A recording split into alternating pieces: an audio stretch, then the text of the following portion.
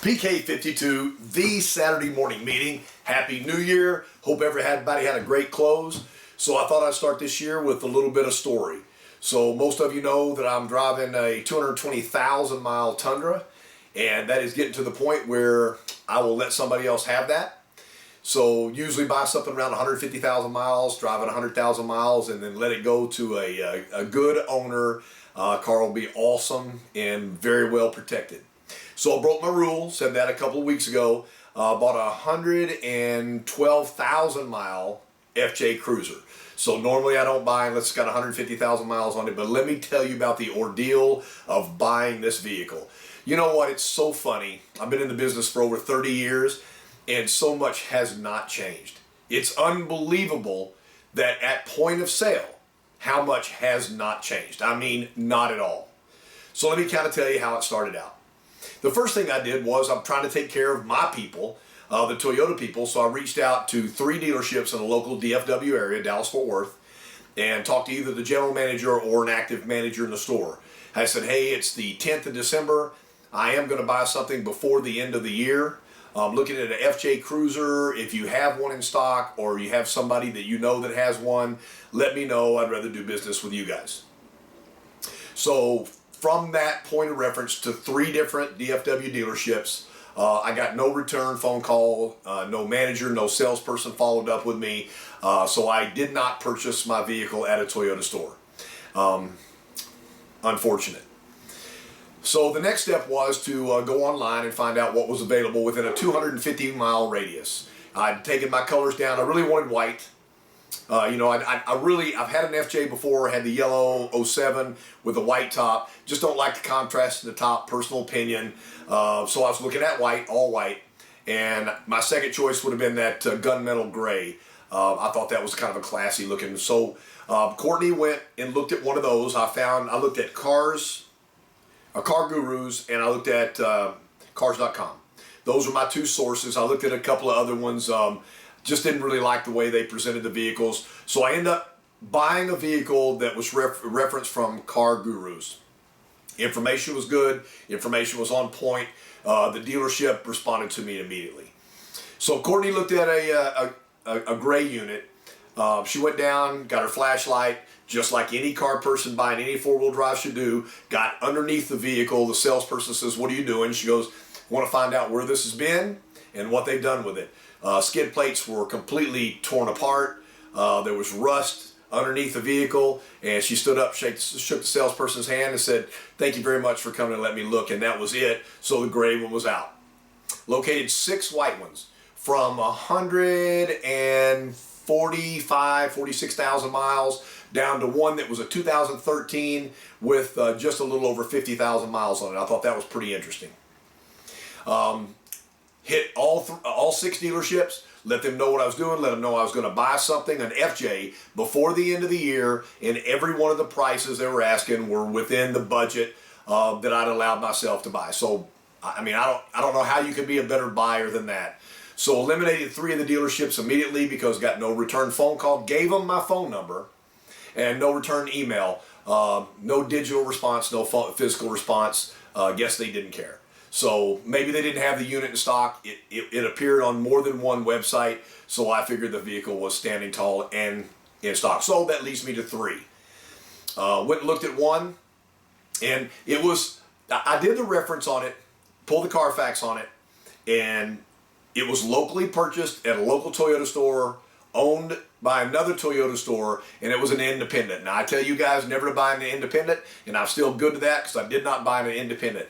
So Courtney and I went over there, got underneath the vehicle. There was a major oil leak.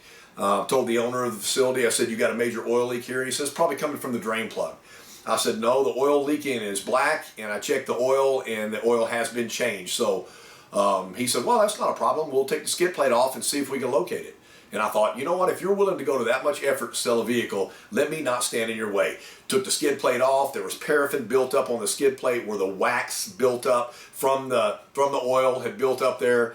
And I said, well, you've got a bigger oil leak than coming from the drain plug. And the guy goes, well, I don't think you're right. And I went, okay. And I said, goodbye. So that was easy. The vehicle had been ridden hard, a lot of skid plate damage. and wouldn't have bought it anyway. But I went over there, looked at it because it looked good and it was everything I wanted. So went to another place. It was a local dealer, wasn't a Toyota store. Salesperson called me back and I asked him a couple of questions. He didn't know the answers to them. I said, well, I'm going to come by tomorrow, 1 o'clock, if you're going to be there. And he said, yeah, I'll be here at 1 o'clock.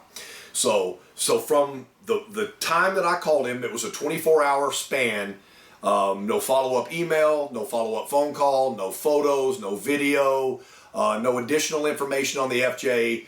Set an appointment, his job was done.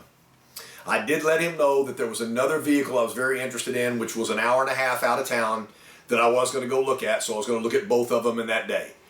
His response to me on the phone was, well, how many miles that one have on it? And I said, well, it doesn't matter. It falls within the miles that I'm willing to buy, so I'm just going to look at both of them. So again, here was an opportunity for him to send me all this information, to go out, introduce himself, and to let me know that he was the right guy to buy from. That didn't happen. So the next day, the other dealership did respond to me. I asked them if they would negotiate on the price. They said you had to come in. And I thought, wow, I'm back in 1983 again. It was 2019, baby. I'm back in 1983. I said, look, you're in another city. You're an hour and a half away. I said, can you give me any idea? I said, I'm interested. And that was the rig that had, a little less than 60,000 miles on it. So I really wanted to go look at that one because that's pretty rare for something to have that such a low miles. Anyway, let me go back. So I went over to the first dealership as promised. I arrived at the dealership promptly at 1 o'clock. Got my flashlight, got underneath the vehicle. No damage on any skid plate, no visible leaks. The vehicle had a small lift kit on it. It had some upgraded suspension on it. 112,000 miles. The vehicle looked like it was never taken off-road. There was no rust, so I was definitely interested in a southern vehicle that wasn't driven on the beach down on the coast. So this one looked good. Started the engine up, the engine sounded fine. Drove the vehicle drove out fine, no chattering from the brakes and everything. So I'm very interested. So I went inside, the guy sat me down, he goes, so what do you think? I said, it's something I'm interested in. I said, here's your price, what would you guys do on it? He goes, well, what do you think? And he goes, hang on a second, I got another lady who just drove in the car that I put her in. So he left Courtney and I sitting in a chair, went outside, got in the car with a lady, and we sat there for about 15 minutes. Nobody else talked to us and everything, so I wrote down my out-the-door price, circled it on his paperwork, and I put my telephone number in, and we left. About 30 minutes later, I guess he realized we weren't in the store anymore, and he called me. He goes, hey, what's going on? I said, you asked me to make an offer, and I made an offer and left you my telephone number. I said, I'm on the way to go look at the other vehicle. I'm trying to make this short, man. I just feel my pain here. I'm not lying to you. So I drove the hour and a half out of town to go look at the low mileage 2013, the white vehicle. Got there, got underneath it, looked underneath it. There was some oil leak from one of the CV boots. So it had, it was going to have some service work. Needed a set of tires, so you're probably looking at $1,500 in the service department right there to get the vehicle right. However, vehicle had 60,000 miles on it, so if you get the price right with something that low, I mean, that thing, you can run that thing forever and probably get your money back out of it. So the guy said, you want to drive it? I said, no, I've already looked at it. I don't really need to drive it. He goes, oh man, you got to drive it. So back to 1983 again, have to drive it. And I said, really, it's an FJ Cruiser. Have you driven it? He goes, no, I haven't. I said, you can't see out of it. It's got the worst blind spot in the history of the world. I'm willing to make you an offer on it without driving it and everything. You really ought to take me inside. He goes, well, but you really just got to drive it, man. So I said, all right. So I drove it through the parking lot. They put another salesperson in there, and he goes, if you don't mind, sir, since you've owned one of these, can you show us how everything works? So I went ahead and showed him how to go to low range. I showed him how to do the center differential lock. So I did a little walk around. Now, at no time had I told anybody that I was even in the car business. I was just somebody trying to buy a car before the end of the year. I got back and walked inside. The price they were asking for the vehicle was $26,995. So the guy comes back with the first pencil at $31,000 and some change. And I said, well, I didn't really want the VinEtch or your Advantage plan, and I don't know how, I drove over here at $26,900 and now the vehicle's $31,000. And he says, well, Well, you want to make an offer? I go, oh, you're asking me to make an offer? Okay. So I said $22,000 out the door. And he wasn't gone very long. He came back and he said, well, when you're ready to make a real offer. And I said, all right. So I stood up, walked out, got in the car, I'm about to leave. Manager walks up to the Tundra, to the driver's side. Of course, he expected me to be driving because I'm the guy. Of course, Courtney's driving because Courtney's a beast and she always drives.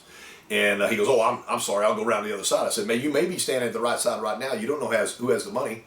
Just real quick, just tell me what you want. He goes, well, obviously there was an issue. I said, well, you guys came in here and asked me to make an offer, and I made an offer, and it was real money, and I drove an hour and a half out here, and the guy told me to make when I'm ready to make a real offer, and I guess I wasn't ready, so we're leaving. So I went back, and during this interim time, the man that I left in his other customer's car had texted me 4 or 5 times, and I was still pretty much on the number that I wrote on the piece of paper for him. And they got really close to that number, and I said, look, I'm running out a month. I mean, this is a 2-week ordeal. I'm running out a month, and said I was going to buy it for the end of the year. This seems like a vehicle I want. Your price is fair. I'll come pick it up tomorrow. So 6 or 7 texts later, 3 texts the next morning. What time are you coming in? Are you coming in? I mean, what's going on? Where is the fear coming from? And I don't know if I'm talking to you or I'm talking to the people you work with right now and everything. Once I've told somebody I'm very interested in the vehicle, go to work. There was a 24-hour period of time from the place that I bought the vehicle and from the other places, 2 weeks. Go to work, find me a vehicle, or at least reach out to me and say, no luck, thanks for giving us an opportunity. But it seems like to me that after 30 plus years in the car business, the customer's not even real until they make an offer that's close to the asking. Why was I not real? So I bought the vehicle, and the reason I go through this is it just appears to me that instead of the salesperson just assuming the customer is going to buy the car, I'm asking all of you in the year 2020, if somebody says they're coming to buy a car, just go at 99.9% possibility they're really interested in buying a car. I'm giving you an out. I'm giving you a 0.01. I'm just giving you an out.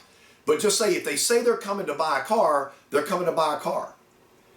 And if they say exactly what they're looking for, and they tell you that what you're offering them falls within the price parameters they're looking for, the mileage is okay, the color is okay, and everything about the vehicle is something that you would purchase before you come in, why are you so afraid the customer's not going to buy the car?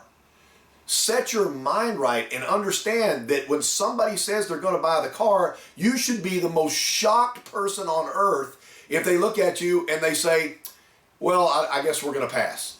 That should just almost take your breath out of your lungs. You should expect them to say, no, that's good. Let's go ahead and wrap it up. Can you fill it up? Make sure the tires have the proper air pressure in there. Let's go. But I think the biggest opportunity, and the thing that maybe I focused on the most in 2019 for all my Saturday morning meetings was, if you have a window of time where you're allowed to sell yourself. The man I bought this vehicle from, and he may be following me now because at the end I told him what I did for a living. Maybe he's not, who knows. But he was a very, very, very genuine salesperson. He was the used car specialist. A nice man, obviously just a really, really, really good guy. And I just told him, I said, I would have liked to have known that before I ever traveled all the way across the city, 40 miles across the city to come look at this vehicle. I really would have liked to have known who you were and what you were willing to offer me, and I probably wouldn't have gone to the other place. But I said, you missed a giant opportunity. You let the sun set and the sun rise and never got back to me selling the most important thing is the person that I'm going to deal with. Have faith in yourself. I'm going to say it again. Sorry to be repetitive. They've already selected a vehicle, whether it's a new vehicle, a certified, or a used vehicle. There is a vehicle they're coming to look at. They've made a decision that if everything falls in line, they'd like to take this home. The only thing they haven't made a decision on is you. And I found a tremendous example over the last few weeks at the end of the year when everybody should be pushing to sell everything they could. that the salesperson had no idea that the commodity was them and not the car. PK52, the Saturday morning meeting.